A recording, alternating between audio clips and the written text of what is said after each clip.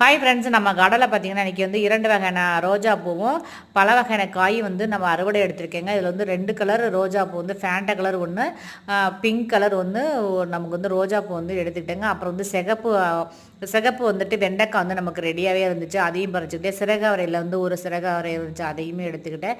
அப்புறம் பச்சை வெண்டை தாங்க இப்போ தாங்க புதுசாகவே நமக்கு காய் வர ஆரம்பிச்சிருக்கு, பச்சை வெண்டையுமே எடுத்துக்கிட்டேங்க. அப்புறம் பார்த்திங்கன்னா கொடி அவரை வந்து நமக்கு காடெல்லாம் நிறையாவே இருக்குது, அது ஒரு 1/4 கிலோ வருங்க, அதையும் நம்ம வந்துட்டு வந்து பறிச்சுக்கிட்டேங்க.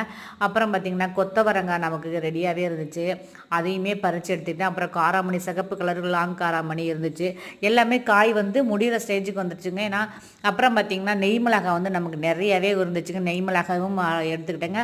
அப்புறம் வந்துட்டு கார சட்னிக்கு வந்து புதினா எடுத்துக்கிட்டேன். இது எல்லாமே நம்ம மாடி தோட்டத்தில் வந்து ஃப்ரெஷ்ஷாகவே எடுத்து நம்ம வந்துட்டு ஆர்கானிக்காக சாப்பிடும்போது நம்ம எடுக்கும் போதே நமக்கு அவ்வளோ மன திருப்தி, சாப்பிட்ட ஒரு ஃபீல் இருக்குங்க. அனைவரும் இயற்கையை சத்து நேசி